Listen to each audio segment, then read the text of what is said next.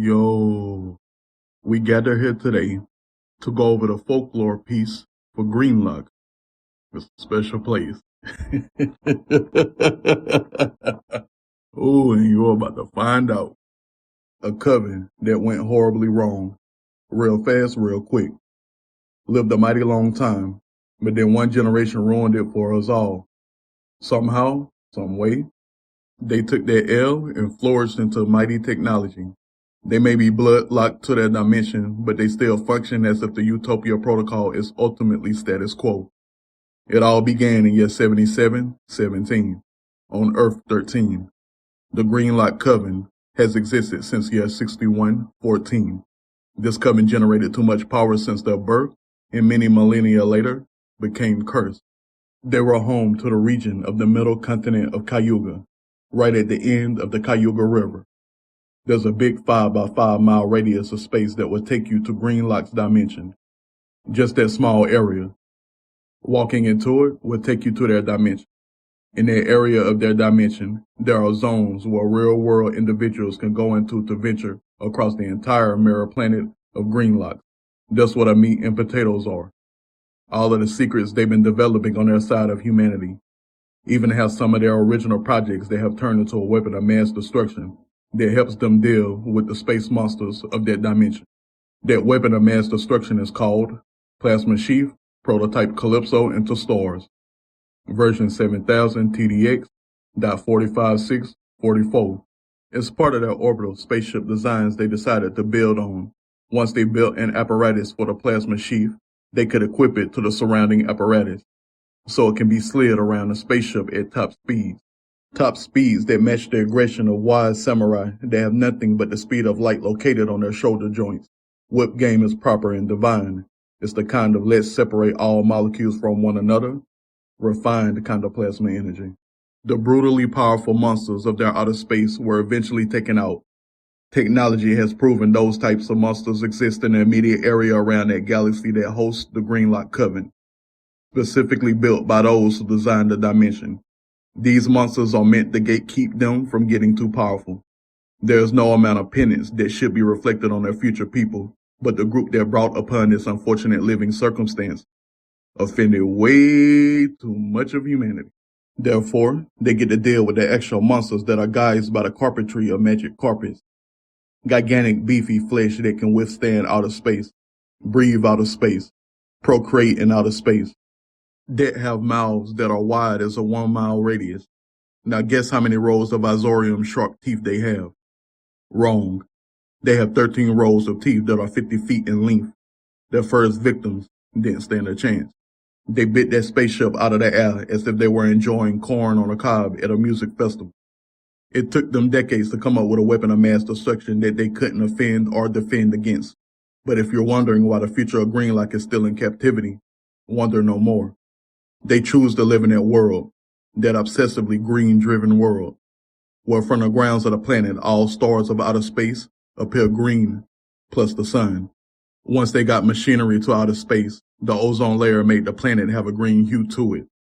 Their people have jokes about it, but for the most part, they haven't taken the opportunity to be blood unlocked from the curse. They don't mind. They still have a relationship with humanity. They take and give like the Utopia Protocol promotes. A better tomorrow will be served by anyone that is looking out for the greater good, which is unity.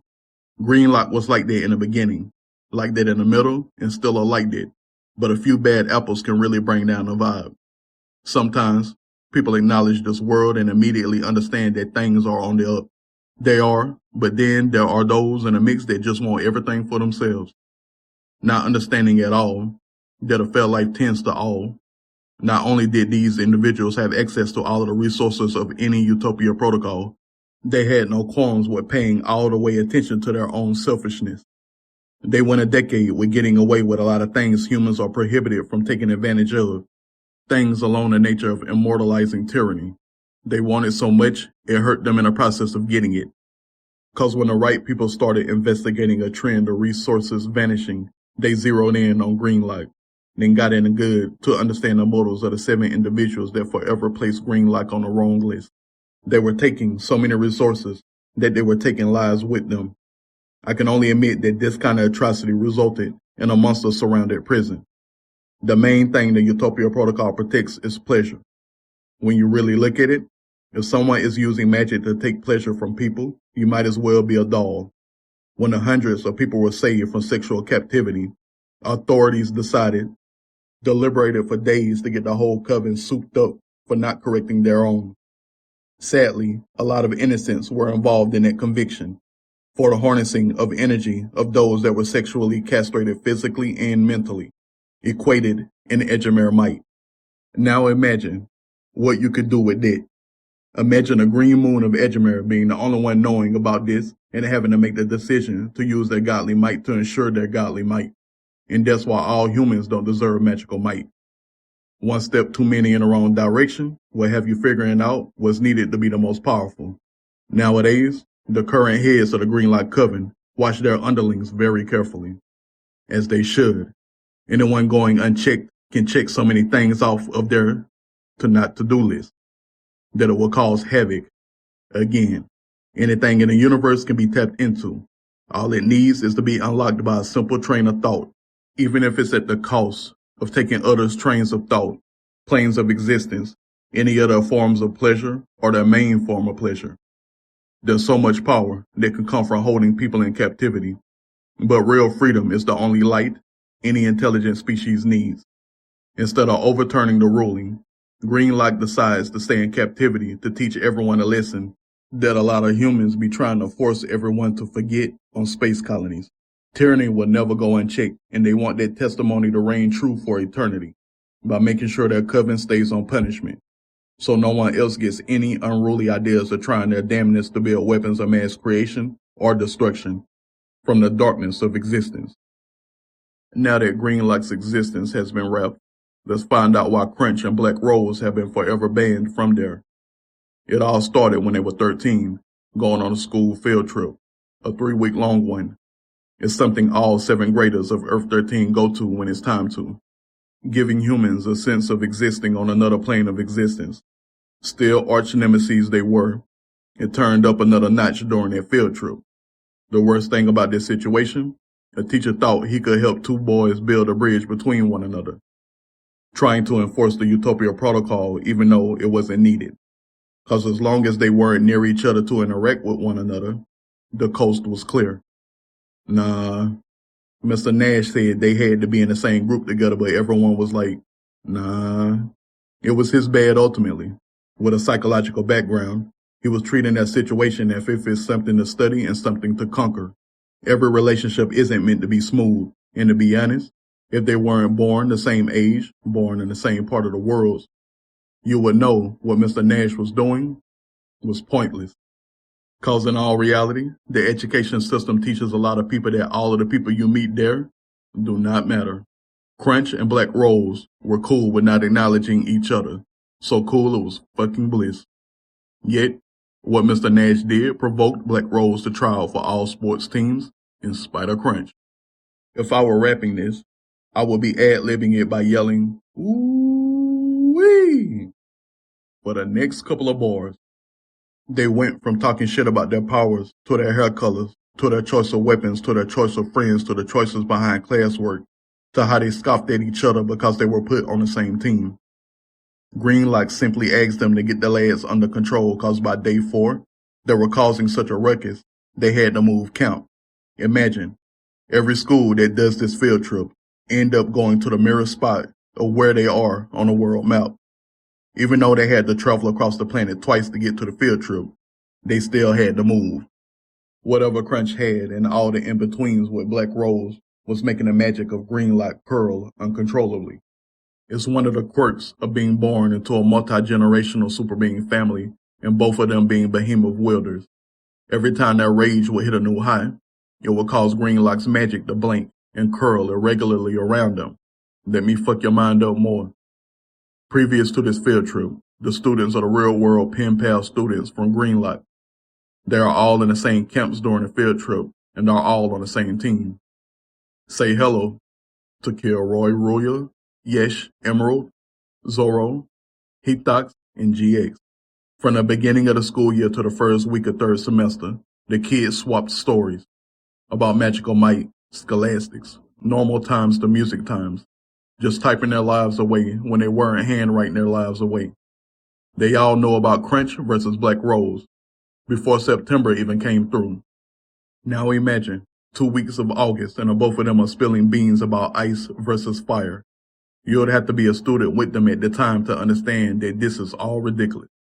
It's so ridiculous. I don't even know why I'm typing it like this.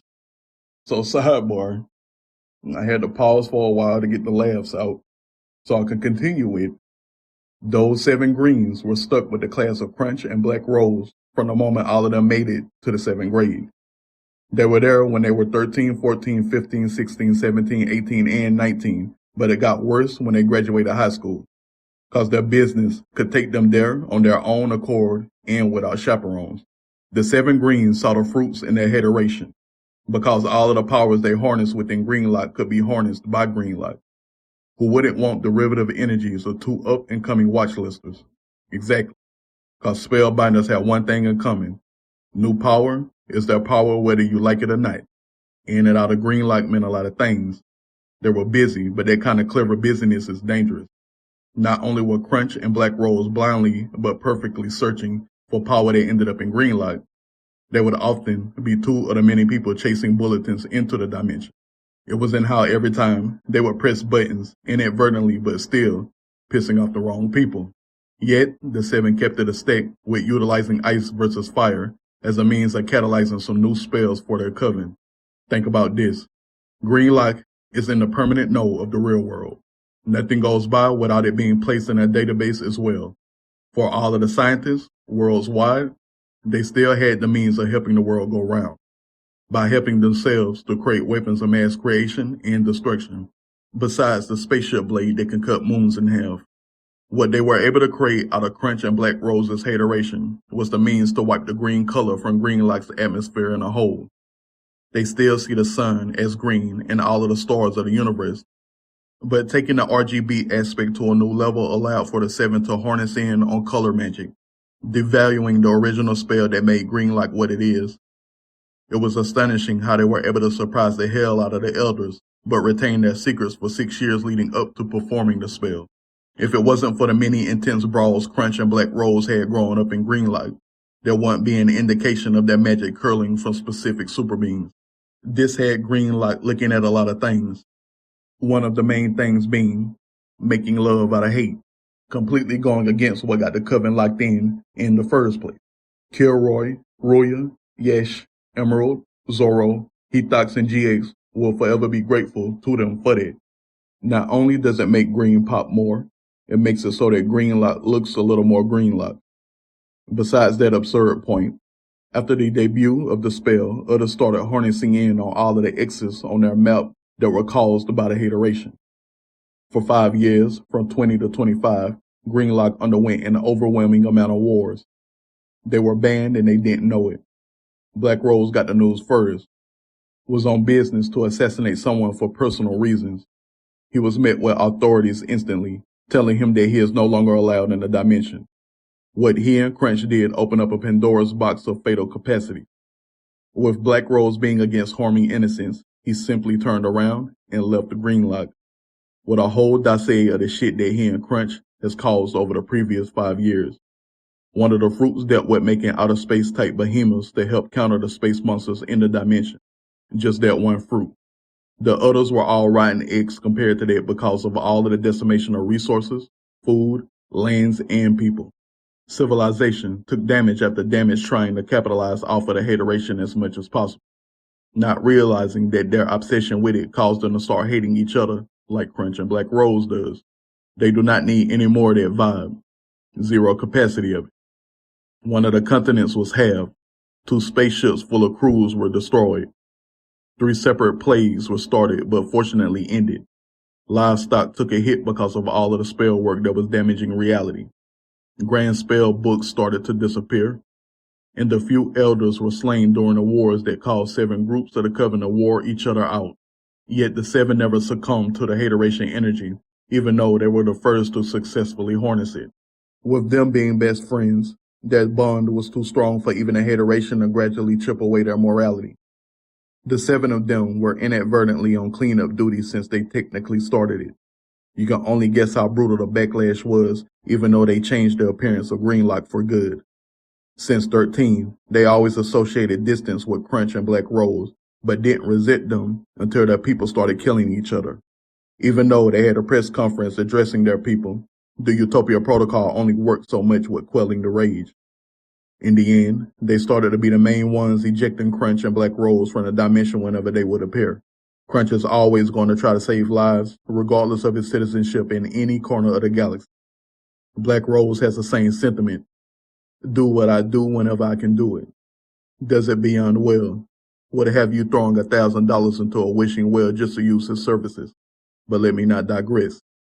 They have caused so much drama, it would make drama grab a bucket of popcorn for the first time.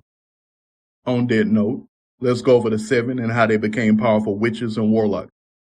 Keep in mind that black mages are doom-oriented, white mages are ethereal-oriented, red mages are venture-oriented, blue mages are safety-oriented, yellow mages are peace-oriented, and green mages are nature-oriented.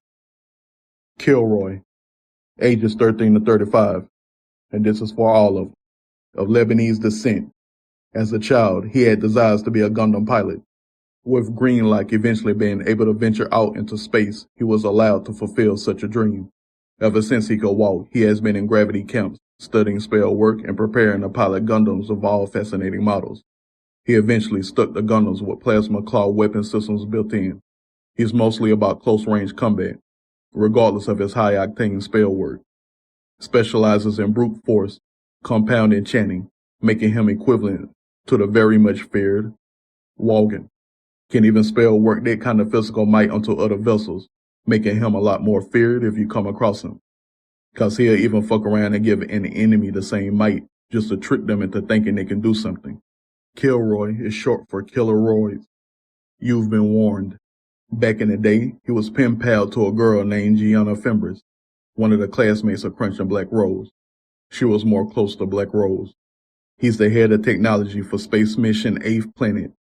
Galactic-class Gundam pilot, space mechanic, one-man army black mage of the Greynlocke coven, strategist, and gunman. Sorcery categories of death, poison, darkness, and Pegasus. His Gundam is named Danger Tripling. Ruuyah, of Malaysian descent. As a child, he had desires to be an astronaut. Didn't matter the role he would play, he grew up with the design of jack-of-all-trades for any spaceship crew. Man can cover all aspects of any crewman, proudly but not annoyingly. Can't have a successful team if everyone runs an ace into the ground, but he learned that lesson when he met the class of Tenville Junior High. Seeing the aspect of the hateration always instilled in him that the only voice that truly matters is mine. Turned into a wrecking crew of his own after meeting that class. He has no regards because of how powerful he is nowadays. Man can turn flesh into vegetation. Effort level low, so take his level of danger seriously. You might end up a tree for a few hundred years with your conscience still intact. He got the code name Ruuyah from the spell he created for transformation purposes. The spell has a lot of sounds of his name in it. Back in the day, he was pen pal to a girl named Loloya Fertachi, one of the classmates of another class. She was more close to Crunch. He's the head of food for Space Mission 8th Planet. Galactic-class Gundam pilot, one-man army white mage of the Greynlocke coven, strategist and helper warrior. Sorcery categories of Dragonfly, Light, Sword, and Vegetation. His Gundam is named Vanity Outer. Yesh, of Scandinavian descent. As a child, she had desires of keeping space crews safe on their journey to mastering their galaxy. Her life powers are exactly like Phoenix's with very little Phoenix magic involved. Only has one spell that can be linked to Phoenix's.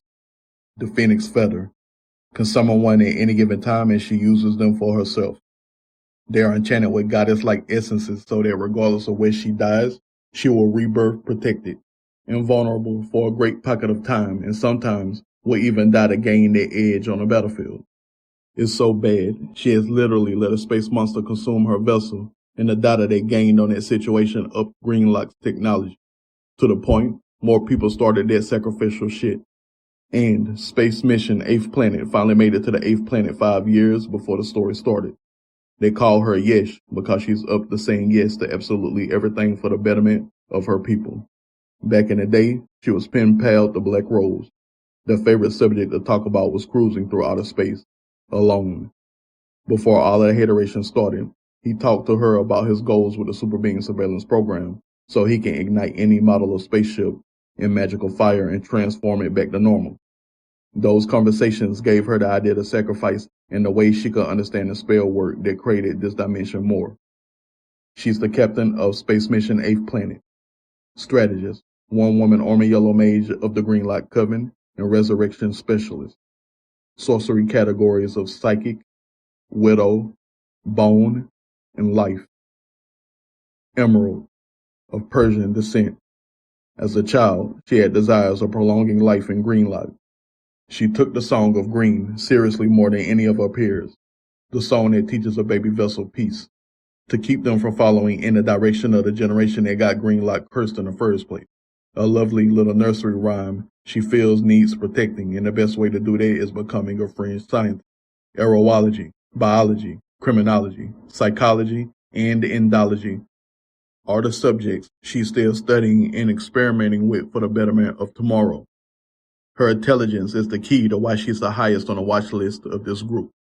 She was able to create a giant chunk of enchanted emerald and have it transported to the real world. She is one of the low amount of 50 citizens to have ever made magic that can leave the curse.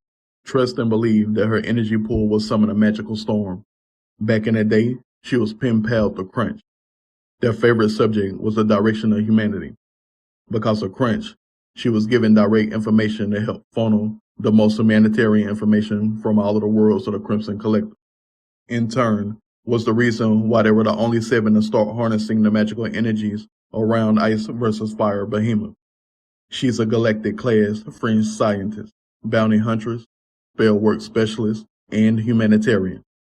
Sorcery categories of Emerald, Zebra, Sword, and Astronomy. Zorro, of Irish descent. As a child, she desired the life of a samurai. Actually loves all weaponry developed over the many millennia. Her goal was to be able to swing just like the weapon of mass destruction they attached to their remarkable orbital spaceship. To swing at the speed of light is the devotion of all swords people. All. She zips across the battlefield so quickly, it might be hard to move after seeing her mince a grown super being. With a combination of light versus dark spells, she took the hateration as something to aspire to.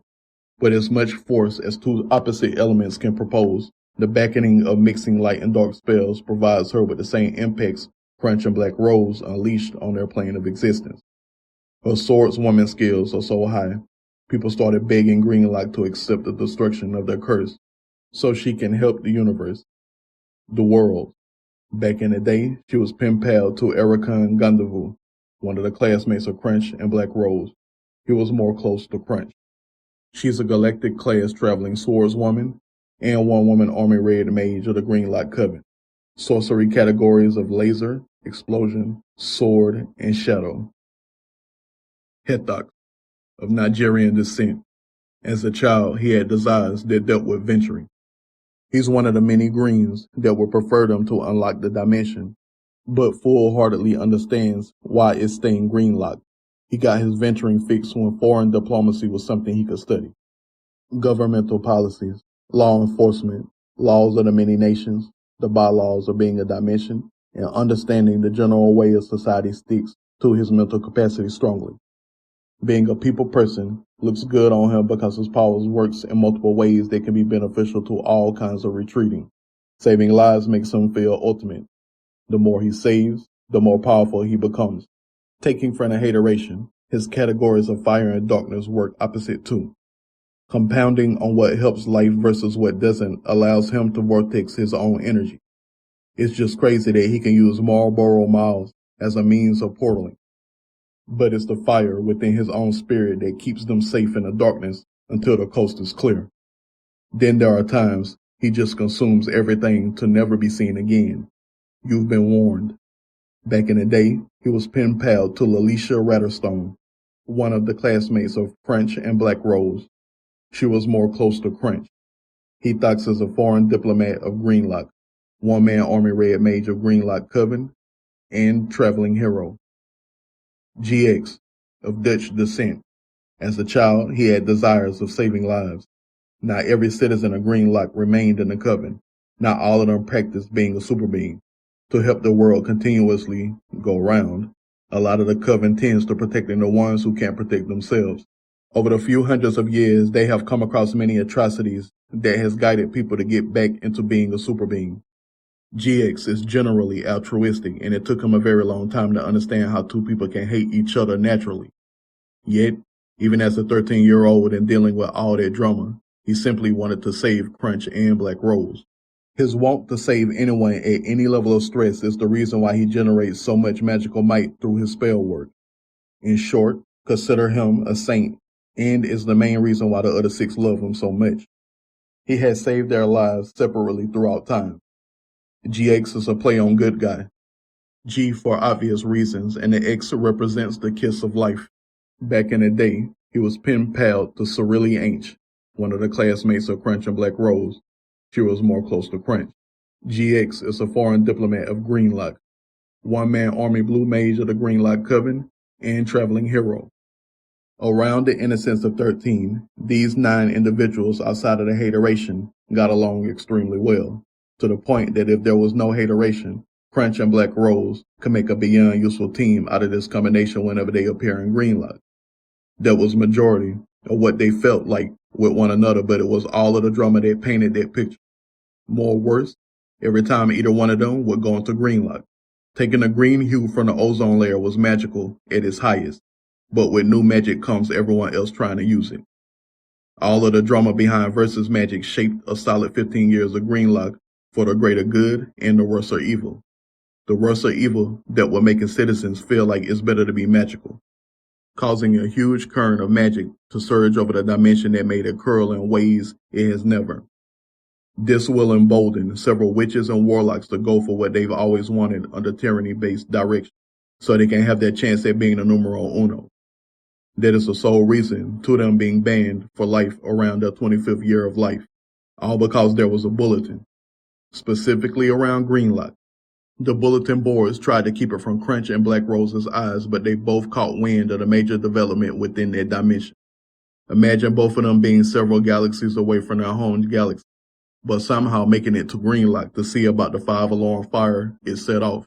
All because of them and how the 7 Hornets versus magic around their mythical monster energy, on top of ice versus fire energy.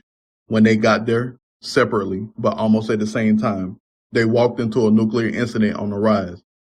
Threats were made around the planet and the 2 space colonies they have been building on. Fringe went to one of the space colonies. Blackrose went to the other. The 7 were split up too. And this was around times before Yesh, Ruuyah, and Killroy would be on their space mission.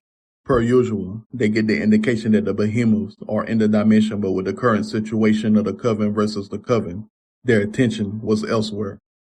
So the separate groups asked for their help instead of ejecting them, and the help they received. Blackrose was on a space colony that survived without any drastic performing. Fringe had to flash freeze an area of the space colony he was on, per the group decision of him, Hethox, GX, and Emerald. That situation caused the deaths of 17 specific people that were tied to Fringe directly. Even though he has a license to kill, those deaths were mistakes, and even Blackrose had some tied to his actions during that fiasco. Because of the deaths, them supposedly already on the blacklist, the civilians of Greynlocke all being fans of the new style of magic, the new style of magic causing a division in peace, the new style of magic proving the division in peace. They were permanently banned that day. Lastly, the bulletin admitted that there were 3 major points of action. The third major point was on a planet. At their largest nuclear energy base, that entire base was blown, resulting in several years of cleaning over losing so much of their own resources. Elders at that time were so pissed, no one can put words to how much rage and despair they felt. The entire group of elders could not and will not see or feel Fringe or Blackrose in their dimension for the remainder of their life, permanently. That nuclear energy base was how they made exotic materials for their spaceship, on ground. Their 2 space colonies do the same thing, but they couldn't afford to lose any 3 of the sites. Underlying under all radars, when officials knew that Crunch was on one space colony and Blackrose on the other, the enemy regimes pulled a lot of their people from the space colonies back to the planet to at least take control of one of the sites. They tried real hard to overthrow the base on the planet, but in that attempt, they set off several chains of events that resulted in 3 nuclear explosions, when there should have been just one. The elders even shunned the 7 that started all of this years ago, and because they received so much anger and despair, it solidified the permanent banning. Till this year of 8124, neither of them has spent more than 13 minutes in their prison dimension. Nope, not even 13 minutes. They are always ejected right before the millisecond, if not sooner. The elders made it so that everyone got on board with their wishes, like everyone knows that they will never allow the dimension to be unlocked. So it seems.